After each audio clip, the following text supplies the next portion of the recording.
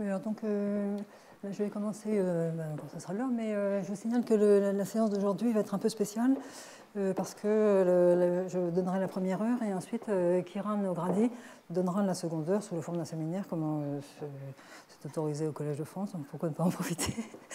Et donc il va parler de sa construction de variétés de O'Grady qui ne tombent pas dans les séries de variétés hyperkélériennes qui étaient connues depuis beaucoup plus longtemps. Donc ça sera spécial pour cette raison. Et ça va être spécial aussi pour une autre raison qui est que eh bien, c'est une séance un peu charnière où jusqu'ici on a vraiment parlé de la géométrie analytique des variétés hyperkélériennes. Et aujourd'hui et la semaine prochaine, ça va être consacré au versant géométrie algébrique. Il y a un pont extraordinaire qui permet de faire ça. Je vais expliquer un peu cette réduction, mais il y a un pont extraordinaire, c'est ce qu'on appelle la théorie de Belli-Borel.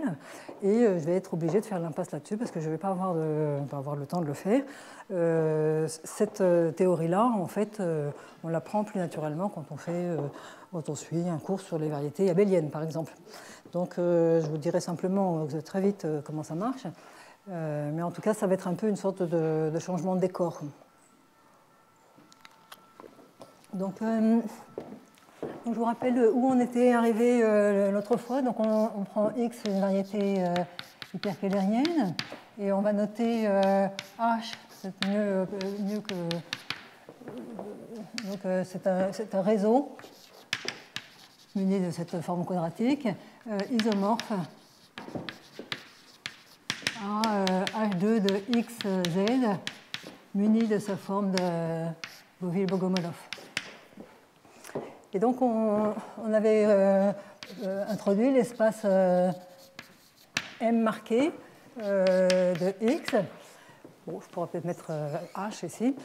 Donc, qui était l'ensemble des classes d'isomorphisme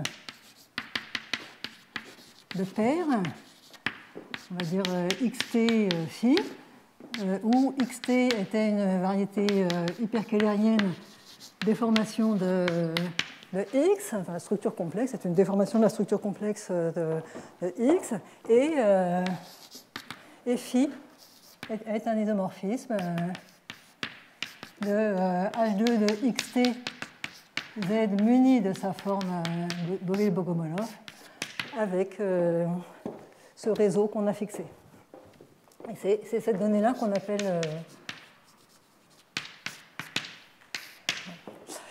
appelle le marquage. Et donc, l'essentiel de la séance de la semaine dernière a été consacré à parler d'une variante que je note maintenant, enfin, que j'introduis maintenant. Ça va être M marqué de X, là je mets une espèce de tilde, ça va être les classes. Ah oui, alors les classes d'isomorphisme, j'avais expliqué ce que c'était. Les isomorphismes sont naturels.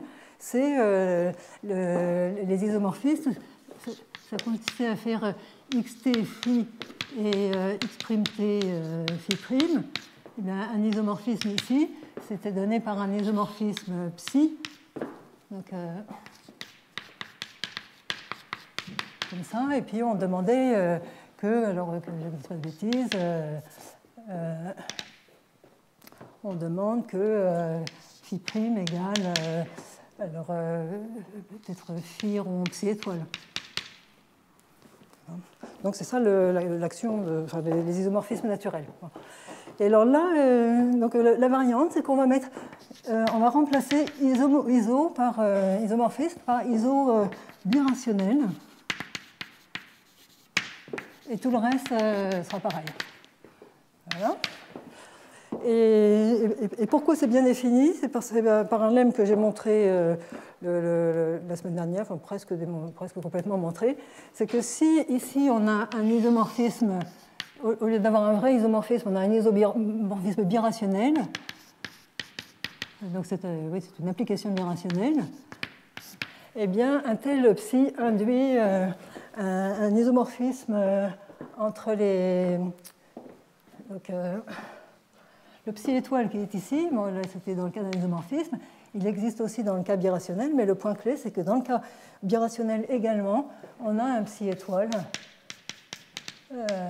donc de H2 de x' t z vers H2 de x t z, préservant les formes de Boville-Bogomolov. Donc, finalement, il y a ce fait particulier que les transformations birationnelles entre variétés hyperkählériennes, en fait, agissent sur ces espaces de paires. Et je pense que ce qu'on a fait la semaine dernière, bon, peut-être qu'il manque des arguments, mais je crois qu'on a, alors bien entendu, on a une flèche naturelle comme ça, hein, parce qu'il y a plus d'isomorphisme birationnel que d'isomorphisme. Et je pense que ce qu'on a fait la semaine dernière, c'est exactement montrer que ceci est la version, disons, à Hausdorff de M marqué de X.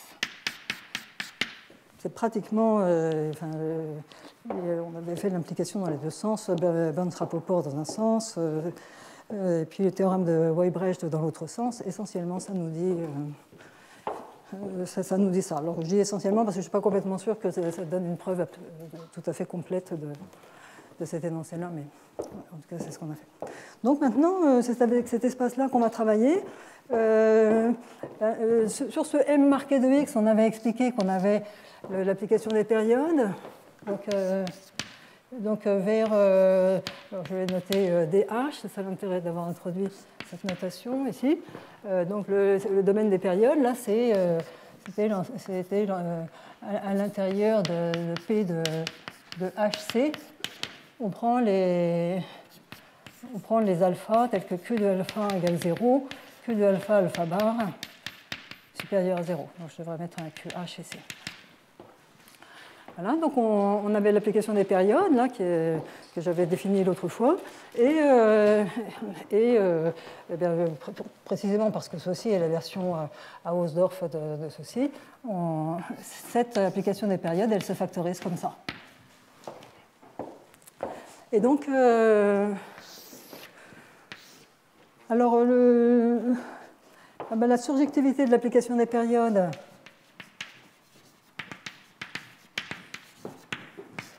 de P, ou P tilde.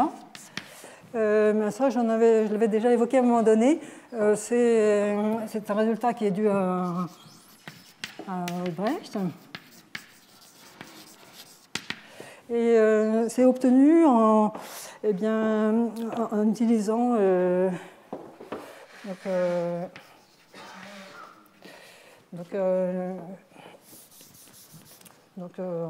se montre. Donc en utilisant les droites de Twister. Ce qu'elles font, ces droites de Twister, c'est que si vous avez un X qui est une variété, vous avez votre X, ou peut-être une déformation comme ceci, de votre X. Donc vous prenez une forme de Keller, vous avez votre forme de type 2,0. Il y avait cet espace R3, donc contenu dans H2 de XTR, qui était engendré par la partie réelle, la partie imaginaire de la forme de type 2,0. Donc si vous voulez, c'est sigma plus sigma bar et sigma moins sigma bar, essentiellement. Et puis, vous mettez oméga SC.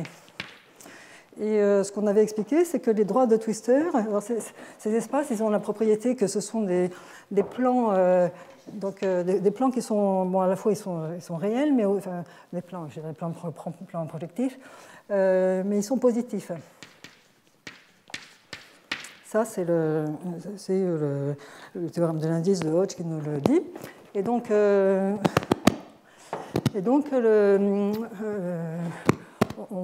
on a cet espace, donc ça fait un R3 contenu dans H2 de XR. Donc du coup, on a un P de C2. Alors, je vais comme ça, contenu de. Alors, donc ça, si vous voulez, c'est HR.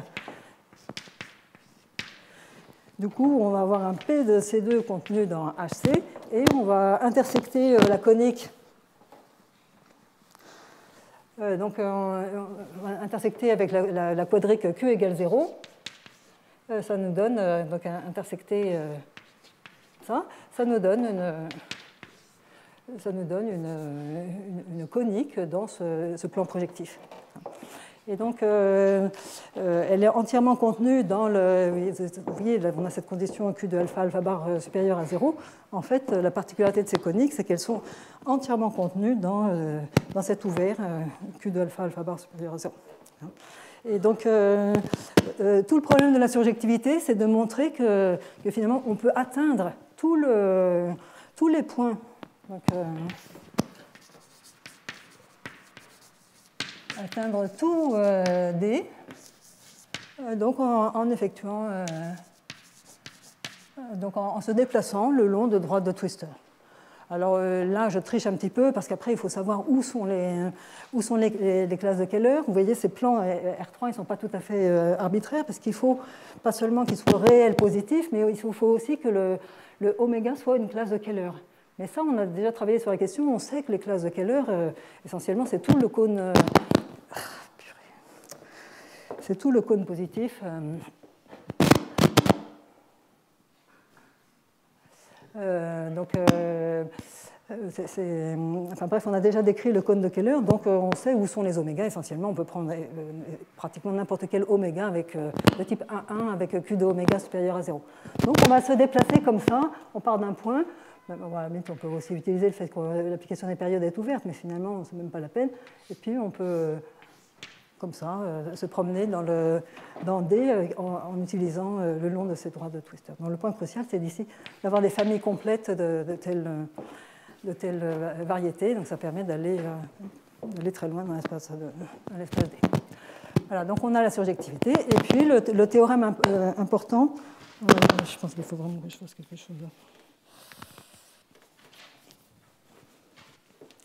Donc, alors où est passé le...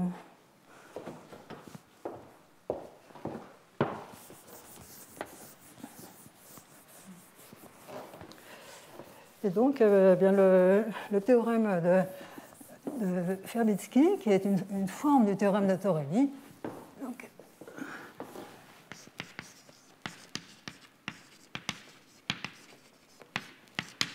eh bien, l'application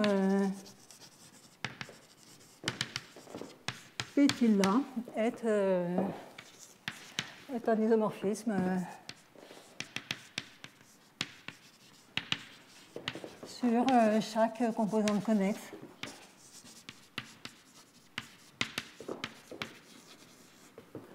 de notre M marqué tilde. Donc, si je restreins à chaque composante connexe, ça donne un isomorphisme. Donc, en particulier, c'est injectif. Alors, disons, le lien, en quoi c'est une réponse au problème de Torelli. Donc, le problème de Torelli pour l'application des périodes pour les variétés hyperkélériennes, la formulation la plus naïve consisterait à dire, et dans la réalité, c'est ce qu'on a pour les surfaces K3,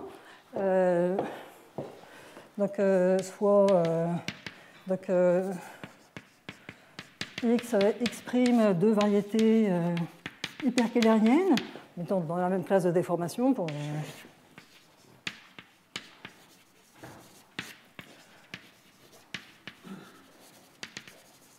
voilà. Supposons qu'il existe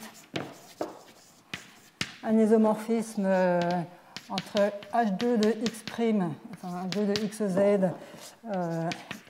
et H2 de X', donc un isomorphisme préservant Q. Voilà. Préservant les formes de Bogomolov et en voyant, donc évidemment, quand on complexifie, en voyant le H20 sur H20 de X'. Donc ça, c'est exactement ce qu'on appelle un isomorphisme des structures de Hodge de poids 2 et de plus compatible avec les formes Q. Alors, X et X' donc, sont-elles isomorphes?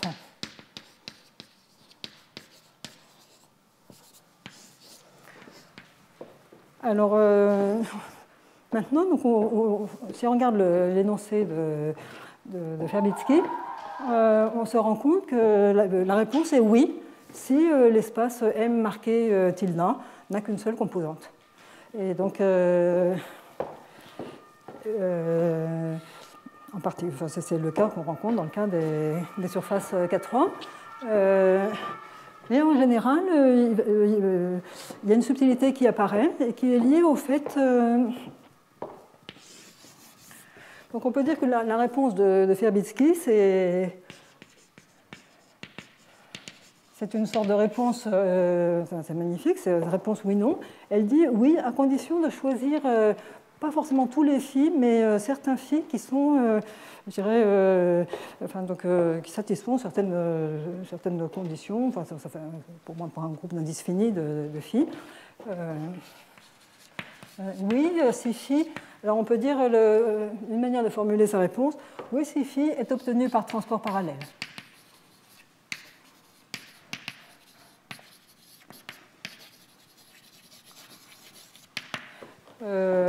Donc là, transport parallèle, j'ai dit que le X' est censé être une déformation de X, donc ça veut dire qu'il existe une famille de structures complexes permettant de déformant X sur X', et le long de cette famille de structures complexes, mettons paramétrées par un chemin, un arc, eh bien, on déforme, on transporte parallèlement la cohomologie de X sur la cohomologie de X', et c'est ça que j'appelle un phi qui est obtenu par transport parallèle.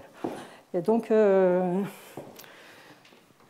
finalement, une fois qu'on a cette réponse-là, on se rend compte que le lien entre le théorème de Verbitsky et le problème de Torelli, c'est en quelque sorte que le problème de Torelli est ramené à un calcul de monodromie.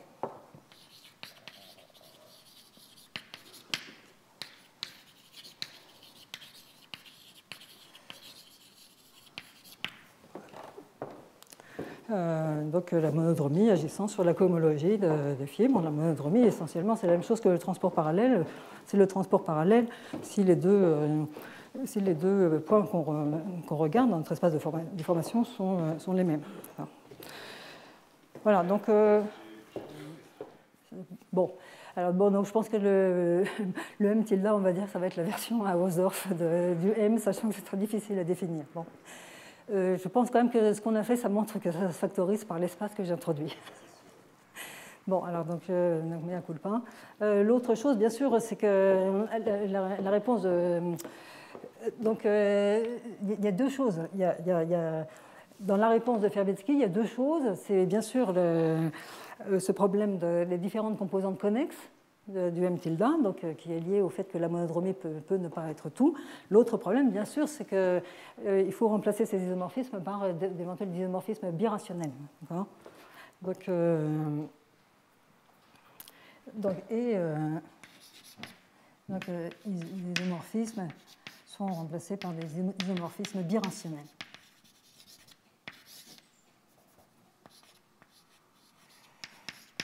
Voilà. Donc, ça veut dire qu'il y a deux. Mais là, le fait qu'il y avait un problème pour que le théorème de Torelli ne pouvait pas avoir une bonne version avec des isomorphismes, on l'avait déjà vu la semaine dernière, donc c'était les flops de Mukai. Et là, il y a un autre problème qui est lié finalement au fait qu'on ne peut pas choisir n'importe quel marquage pour formuler le problème de Torelli. Voilà. Mais bon, néanmoins, finalement, on arrive à une situation quand même très satisfaisante qui permet de... je veux dire, moyennant ces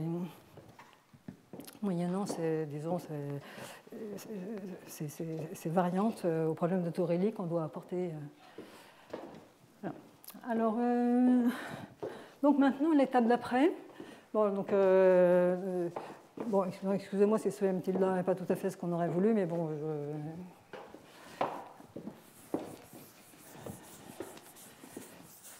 d'un côté, comme je l'ai dit, je ne l'avais pas démontré, donc c'est heureusement.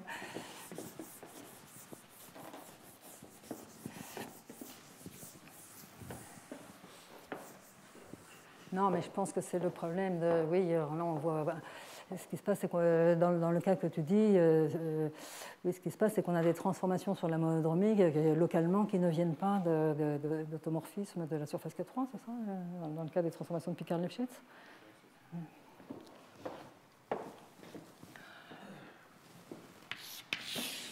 Bon, alors maintenant, ce qu'on a envie de faire, bien sûr, c'est d'oublier le marquage. Et pourquoi on a envie de le faire? C'est parce que ce marquage est quelque chose de très peu naturel, particulièrement si on se place en géométrie algébrique. Donc, dans le cadre de la géométrie algébrique, on a des espaces de modules vraiment qui concernent les déformations de la variété comme variété. La donnée de la cohomologie entière, avec d'éventuelles structures dessus, c'est quelque chose d'extrêmement transcendant. Donc c'est un ajout qui n'est pas naturel pour la géométrie algébrique. Et donc en fait, on prend notre EM tilde, bon, avec l'amendement qu'il faut apporter. Donc M marqué. Et donc on observe que le groupe haute HQH donc, agit sur gamma, agit sur notre M marqué donc de X. Et bien sûr, il agit aussi sur le D. Bon, bah là, la manière dont il agit, c'est que si on a un X', une paire X' phi, et puis on a un gamma, eh bien, on va l'associer à la paire X', et puis gamma rond phi. Phi est un marquage, on le compose avec un automorphisme du réseau. Alors, donc, on a envie de faire quelque chose comme ça.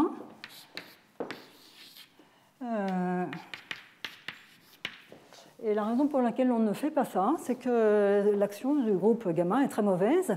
Donc, en particulier, cette action n'est absolument pas proprement discontinue, ce qui permettrait de faire des quotients.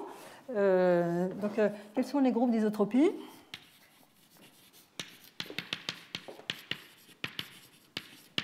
Bon, alors je vais peut-être finalement d'ailleurs travailler directement, plutôt avec ça, tant qu'à faire, ce sera plus clair.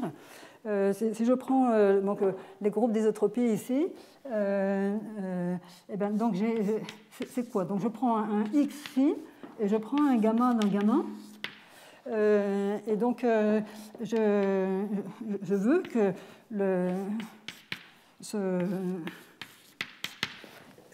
ceci, ça soit la même chose que ceci dans notre espace dans notre espace M.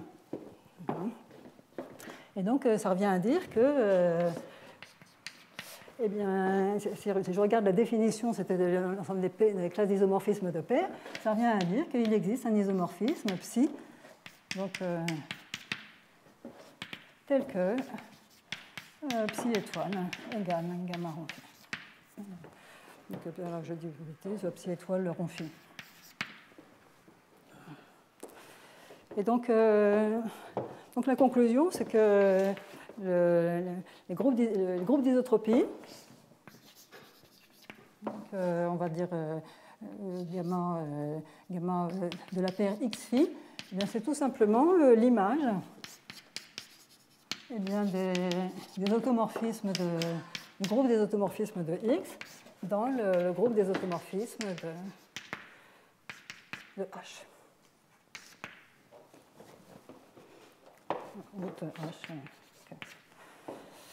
Et le problème, c'est qu'on a déjà parlé du groupe des automorphismes. Dans le cas, on a déjà vu que, par exemple, dans le cas, les automorphismes agissant trivialement sur H2, il n'y en avait qu'un nombre fini, etc. Donc, ça, c'est le théorème type Lieberman. Mais en fait, donc, ce groupe peut être infini. Donc, je vous donne un exemple. Là, ce sont des exemples qui viennent de la géométrie algébrique. C'est simplement parce que si on regarde des automorphismes essentiellement arbitraires, déjà dans le cas des surfaces K3. Vous prenez des surfaces K3 qui sont qui admettent deux involutions, donc ils sont de deux manières des revêtements doubles de P2, donc ramifiés le long d'une sextique. Donc je prends l'intersection d'une hypersurface de type 2,1 et l'intersection d'une hypersurface de type 1,2 par exemple. Donc cette surface-là, elle va s'envoyer de deux manières sur P2 par les deux projections. Et du coup, il va y avoir deux involutions, I1 et I2, pour cette surface K3 au-dessus de P2. Et quand on regarde le groupe, ces deux involutions, elles engendrent un groupe infini. Voilà, c'est des exemples. Alors, bien sûr, dans le cas si on faisait la théorie pour les tors complexes, eh bien, on aurait des exemples encore beaucoup plus simples, qui consisteraient à prendre des produits, des tors complexes qui sont des produits de deux choses. Et bien, tout de suite, par exemple, des produits de deux copies, d'un certain nombre de copies d'une courbe elliptique, eh bien, on voit apparaître de très gros groupes d'automorphismes. Voilà, donc c'est très mauvais, et la réponse à ça, c'est de mettre des polarisations.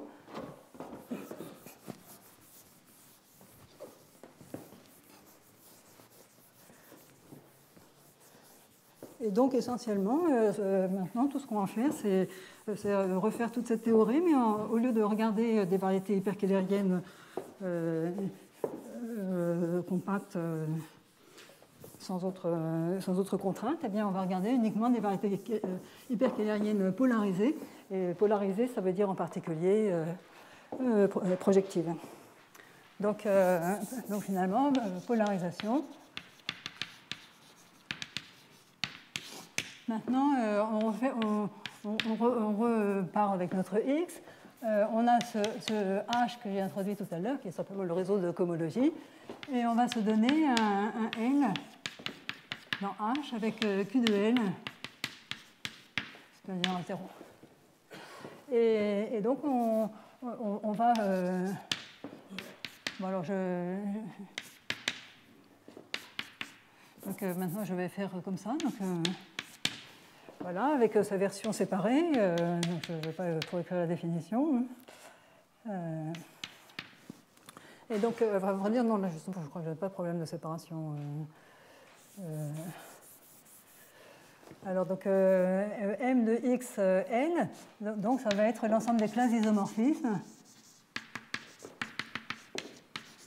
de paires, donc on va dire XT, donc c'est une variété hyperkählérienne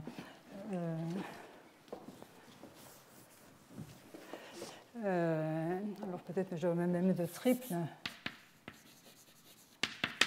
Donc des formations de notre X. Ici, je demande que un isomorphisme, encore une fois, le H2 de XTZ. Donc, communique sa forme de Boville-Bogomolov. Voilà.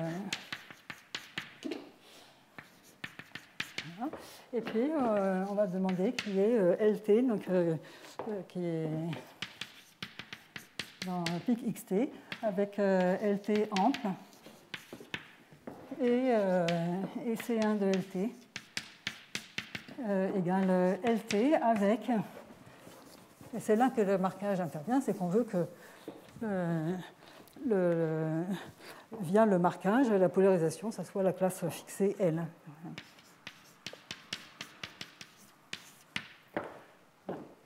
Donc c'est tout pareil, sauf que maintenant on va travailler avec des XT qui ont un fibré en droite ample. Et du point de vue de la théorie des réseaux, on va considérer la classe de la polarisation comme fixée. Donc le DHN, bon, on a vu déjà abondamment que le fait que que cette classe-là soit la classe, dans le groupe de Néron-Séveri, ça revient à dire qu'elle est de type 1,1 et ça revient, on a déjà vu ça plusieurs fois, au fait que Q de sigma t LT soit égal à 0. Donc du coup, le domaine des périodes correspondant, c'est l'intersection du DH de tout à l'heure avec l'hyperplan orthogonal à L. Donc c'est l'ensemble des alpha dans P de LC avec Q de alpha égale 0, Q de alpha bar supérieur à 0 et Q de alpha N égale 0. Et donc, on a notre application des périodes comme ça, qui est maintenant l'application des périodes polarisées. Et alors maintenant, donc, le groupe qui agit, l'action du groupe, c'était de changer le marquage. L'action du groupe, bon, je n'ai pas trop dit, l'action du groupe ici était complètement évidente. L'action sur le domaine des périodes, c'est juste l'action des automorphismes de H2 sur le domaine qui est contenu dans le P H2. Donc là, on a la même chose, mais le groupe qu'on va regarder, ça va être le gamma L, qui va être les automorphismes de H, préservant la forme d'intersection, et puis préservant la classe L. Et maintenant, cette action elle est bonne.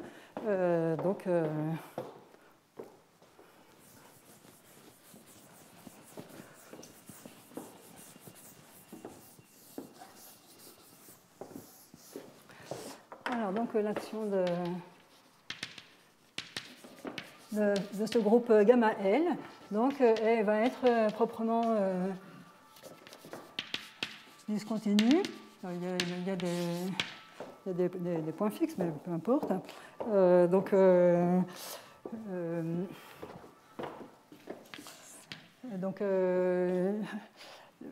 Bon, on va simplement se contenter de montrer que les groupes d'isotropie sont finis.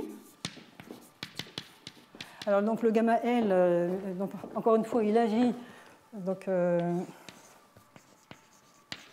sur M de xn par changement du marquage. Donc, c'est la même formule que tout à l'heure, sauf qu'on se restreint au gamma qui préserve la classe L, donc il n'y a rien à changer. Et puis, bien sûr, il agit aussi sur le DHL. Donc, c'est juste l'action linéaire de ce groupe sur ce domaine des périodes. Donc, les groupes d'isotropie sur le M marqué. Là, c'est exactement la description que j'ai faite tout à l'heure, mais ça va correspondre aux automorphismes de X, plutôt l'image dans le groupe H2. Mais maintenant, ce n'est plus tous les automorphismes, ce sont ceux qui préservent la classe L.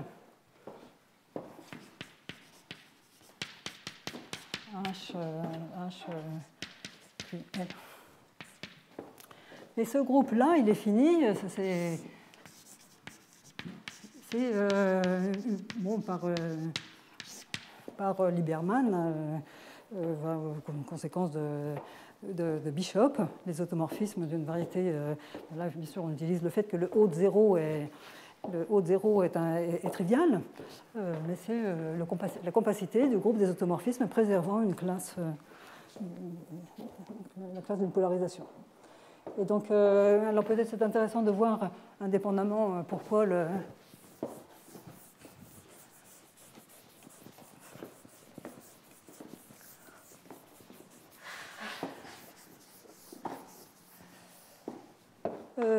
pourquoi ce qui se passe du côté du domaine des périodes.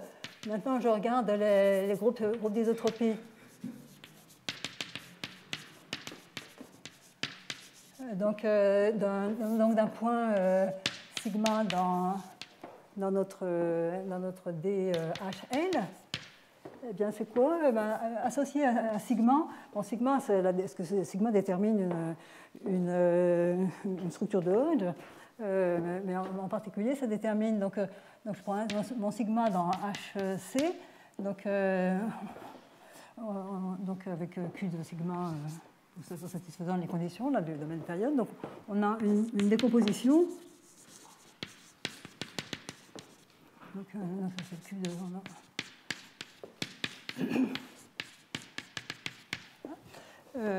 donc on va avoir une décomposition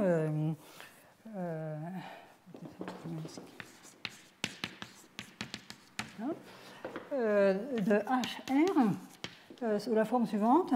HR égale, alors peut-être je vais mettre aussi L, je peux le mettre comme ça. Alors d'une part je mets Ré sigma, in sigma L. D'accord, donc ça nous donne un espace vectoriel de dimension 3. Plus le reste, et alors cette somme, et c'est une somme qui était orthogonale pour Q. Et maintenant, donc, le point important, c'est que ici, on a pu ajouter la polarisation L. Là, la forme est positive, et là, la forme est négative. Donc maintenant, si vous avez un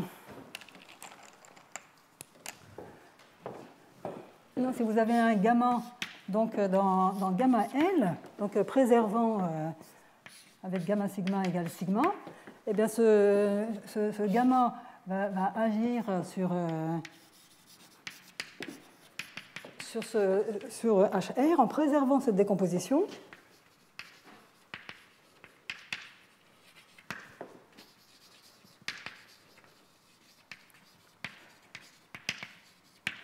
Et d'autre part, bien sûr, l'action, c'est une action via le groupe orthogonal. Hein, et donc,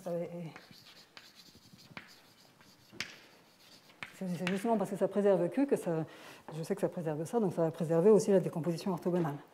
Mais maintenant, le groupe des automorphismes de cet espace préservant Q et préservant cette décomposition, il est compact. Hein.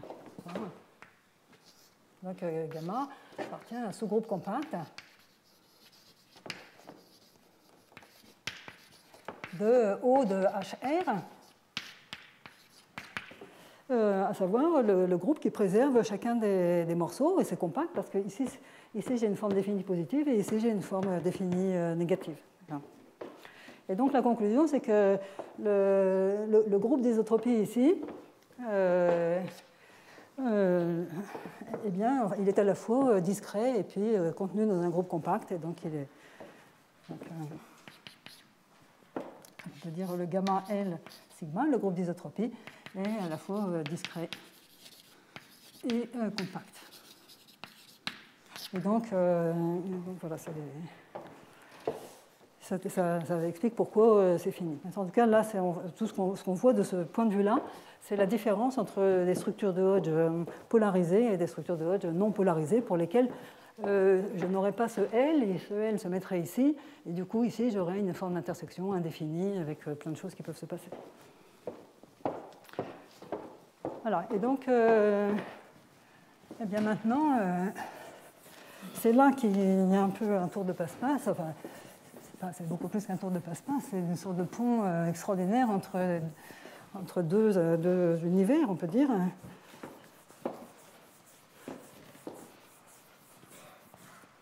Donc maintenant, on a le droit de prendre des quotients, et puis on va avoir notre M. Alors zut. Donc maintenant, on va avoir notre M marqué, que j'avais dit, donc je vais mettre comme ça. Et puis ici, je vais faire comme ça, et puis je vais aller sur DL. Je ne sais plus si les notations étaient exactement comme ça. Voilà, donc maintenant, on passe au quotient, et puis on a notre application des périodes qui va descendre.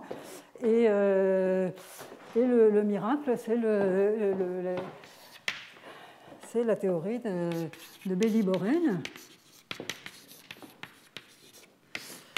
Alors, voilà ce qui se passe. Ici, j'ai fait tout ça pour pouvoir prendre ce quotient, ce qui consiste exactement à oublier le marquage. Mais quand on oublie le marquage, eh bien, ça veut dire qu'on se concentre sur vraiment les classes d'isomorphisme de variété elles-mêmes, peut-être variété polarisée. Donc, ça veut dire que maintenant, ce quotient, en fait, c'est un espace de modules de variété algébrique. Alors, ce qui est caché derrière, donc, qui va se construire par la géométrie algébrique. Ce qui se passe, c'est qu'on a nos variétés, ça paramètre des variétés hyperkählériennes polarisées, avec la classe donnée d'une polarisation. Tout ce qu'on connaît a priori, c'est juste ce nombre. Donc, la polarisation elle nous est donnée via un nombre. Mais en fait, ce qu'on a vu, c'est que pour une classe de déformation fixée, ceci ça détermine tout le polynôme de Hilbert.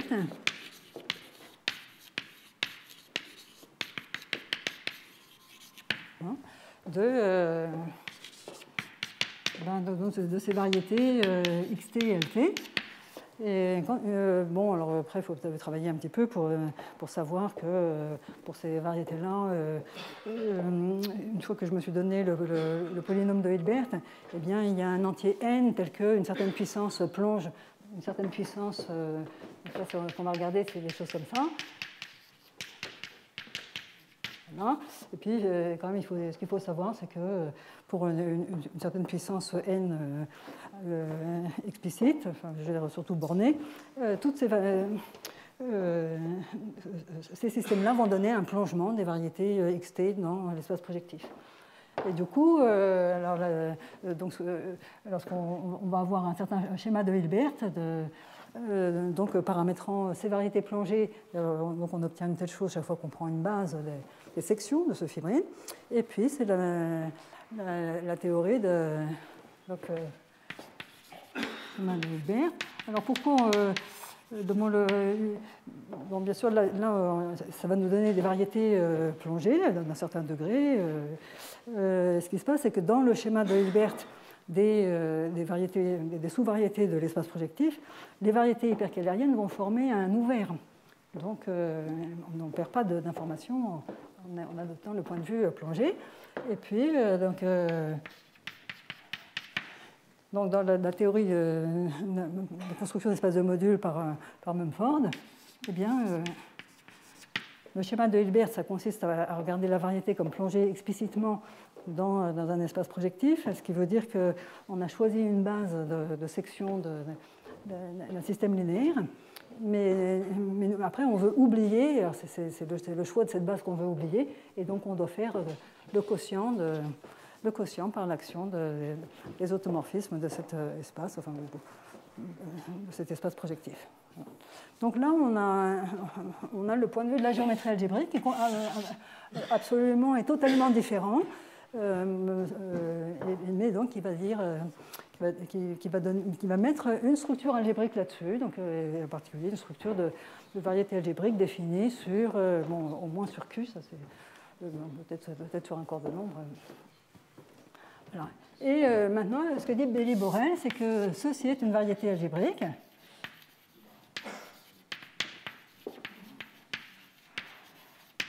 Quasi-projective.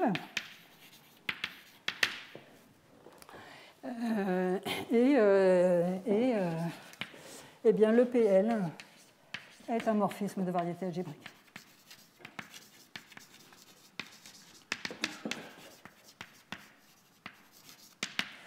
Et là, bon, ce qu'on appelle, enfin, donc, ça c'est vraiment Belli-Borel, ça repose sur la théorie des formes automorphes.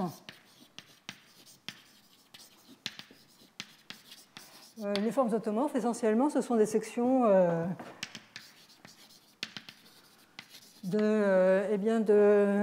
voyez, on prend le fibré canonique de notre DHL, on prend des formes pluricanoniques, voilà, avec M arbitrairement grand, hein, mais surtout on veut qu'elles soient invariantes. ou invariante modulo un twist sous le gamma L. Voilà. Donc il faut faire un petit peu attention au fait que ce sont ces formes automorphes qui vont fournir des fonctions ou sections d'un fibré en droite sur le quotient et qui vont permettre de montrer que ce quotient est une variété quasi-projective.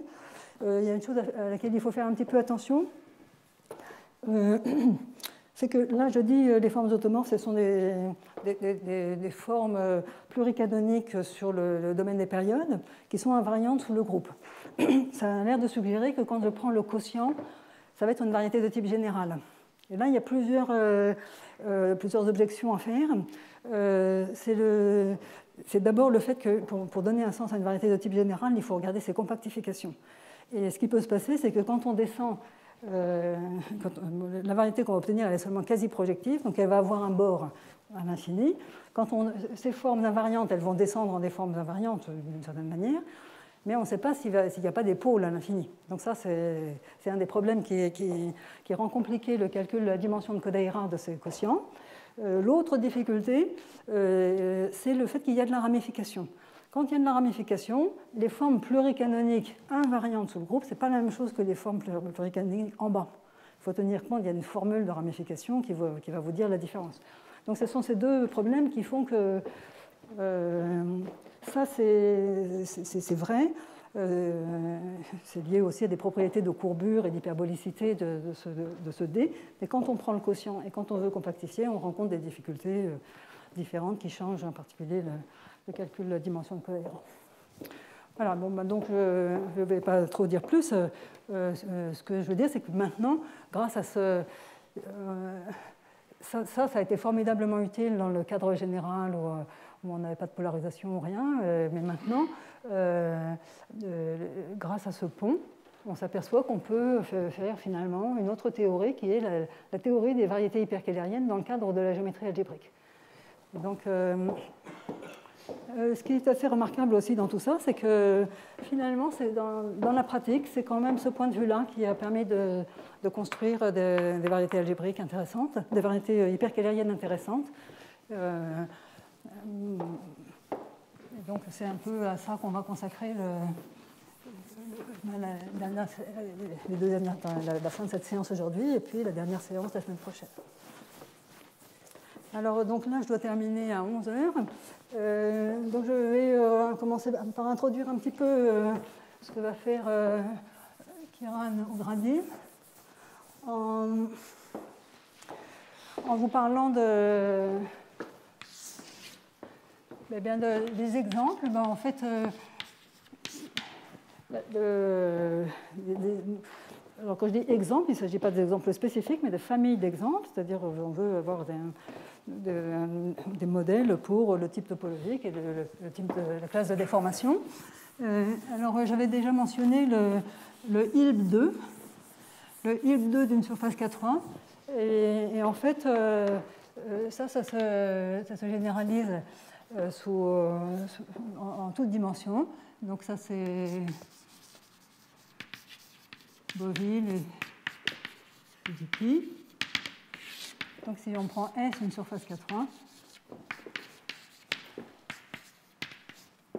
eh bien, le Fn, c'est le schéma de Hilbert paramétrant les sous-schémas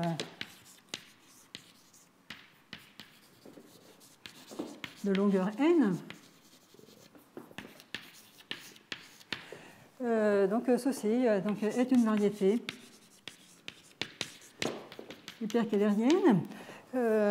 Alors, pour n supérieur ou égal à 2, eh bien, le B2, c'est 23. Et on sait très bien d'où ça vient par rapport au B2 de S qui est égal à 22. Alors, la situation est très semblable, mais un tout petit peu plus compliquée.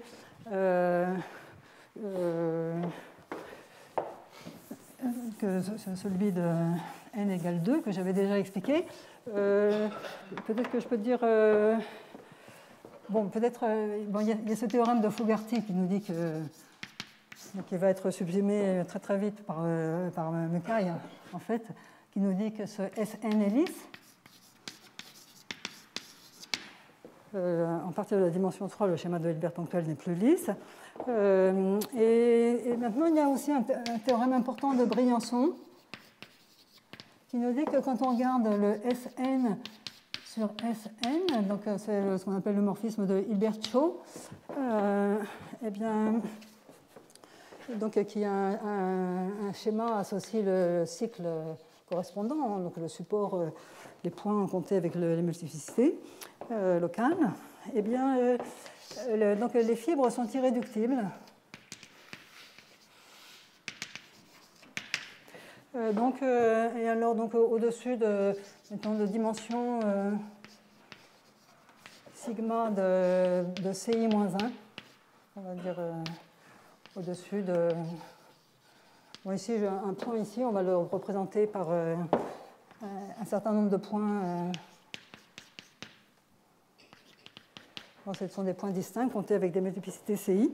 Et au-dessus d'un tel... Bon, ça, les CI, ce sont des multiplicités qui définissent des strates dans le produit symétrique. Et au-dessus d'un tel point, donc au-dessus de cette strate, eh bien, on a des fibres comme ça. Et du coup,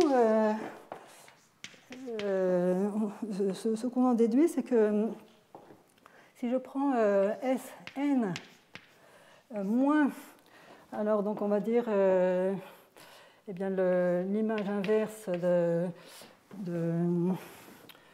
l'ensemble des sigmas de CXI avec un CI supérieur ou égal à 3, où on a deux CI supérieurs ou égal à 2 qui sont supérieurs ou égal à 2, par exemple. Bon, là, ça veut dire des strates plus profondes. Vous voyez, bon, ce qui se passe en général, c'est qu'on a n points distincts. Donc ça, c'est vraiment l'ouvert des configurations dans Sn.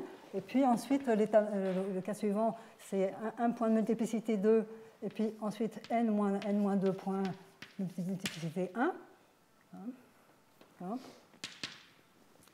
Et puis après, il va y avoir ces choses-là. Donc des strates plus profondes avec soit 2 points de multiplicité 2, soit 1 point de multiplicité au moins 3.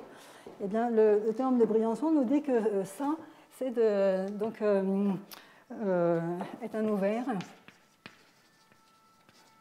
dont le complémentaire est donc est de codimension supérieure ou égale à 2. Voilà. Et donc, du coup, c'est très agréable parce que pour la construction de la forme oméga, donc on a dit que c'est une variété hyperkélianienne, on veut montrer qu'il y a une forme symplectique holomorphe. Et ben donc on fait tout simplement Sn. Donc on a notre S est une surface K3, donc son fibre canonique est triviale, donc on prend une section.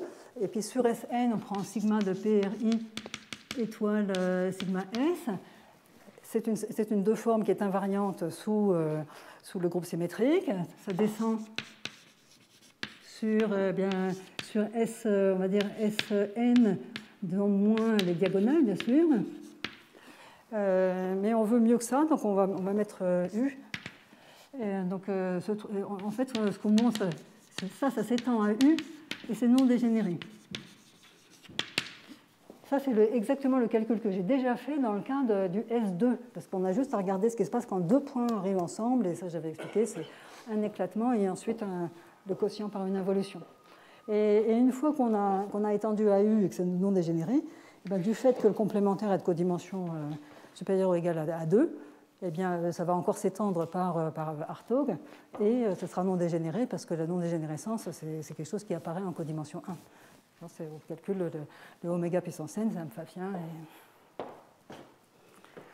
Voilà, donc c'est un point de vue. Alors, sur la construction de ces variétés, donc la variante qui donne qui marche aussi en toute dimension et qui donne une autre série, c'est ce qu'on appelle les variétés de Kummer généralisées.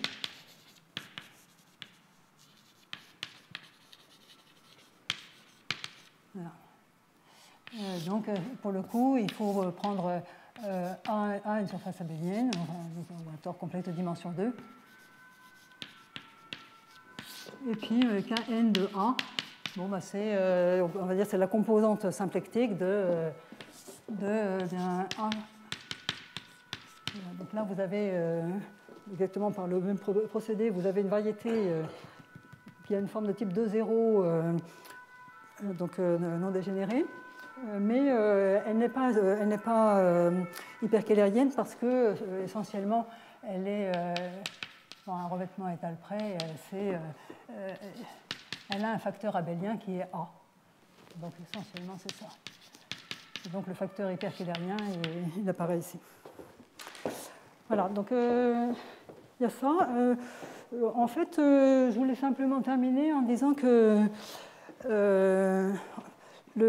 ces variétés, ces schémas de Hilbert, sont des cas particuliers d'une construction du Hamukai.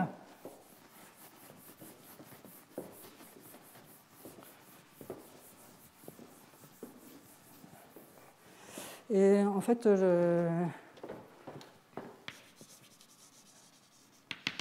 donc, Mukai fait la théorie. D'abord, il part de faisceaux. Bon, je vais peut-être prendre sans torsion, mais en fait, on peut aussi parfois introduire de la torsion si on veut.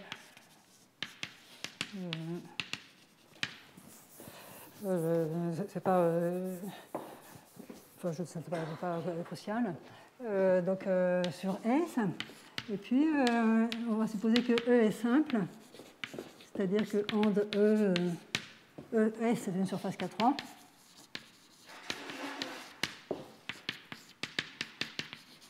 Voilà. Donc, on a que les homothéties comme automorphisme. Et ce que dit Mukai, c'est que, alors, def E est non obstrué. Donc, et est de dimension. Oui, alors donc je devrais introduire bon, ouais, et admet une forme, donc deux formes non dégénérées, donc partout non dégénérées. Voilà. Et en plus, elle est fermée, et ça, je pense que la preuve de Mukai n'est pas très claire là-dessus. Alors là, il y a peut-être une remarque à faire, c'est que, en particulier, ceci, ça entraîne le théorème de Fogarty. Bon, le théorème de Fogarty n'est pas très difficile, mais la raison étant que le schéma de Hilbert, c'est un cas particulier de ceci, parce que si vous vous donnez un sous-schéma Z, donc mettons de longueur n, eh bien, vous pouvez les associer, le faisceau d'idéaux IZ, donc comme ceci, et en fait, ceci donne exactement une bijection, même mieux que ça, un isomorphisme schématique entre le schéma de Hilbert et un espace de module de faisceaux sur S. La raison étant que les IZ sont caractérisés comme étant sans torsion de rang 1 et à déterminant trivial. Et C2, ben, le variant numérique, c'est N. Alors, si vous prenez n'importe quel faisceau comme ça, F, c'est forcément un idéal parce que vous dites qu'il est contenu dans son bidual. Et comme on est en rang 1, le bidual, c'est un fibré en droite. Et comme le déterminant est trivial, ce fibré en droite est trivial. Et ça vous donne que F est contenu dans O, donc c'est bien un faisceau d'idéaux. Voilà. Alors là, il faudrait... Malheureusement, je ne vais pas avoir le temps d'expliquer le vecteur de Mukai. Parfait. Je voudrais juste mentionner, donc, alors pourquoi c'est non obstrué? C'est extrêmement facile. C'est que quand on fait la théorie des déformations... Ah bon. Alors voilà, c'est parfait. C'est parfait. Ben alors donc voilà, à ce moment-là, on va faire une petite pause et puis ensuite, Kiran pourra commencer.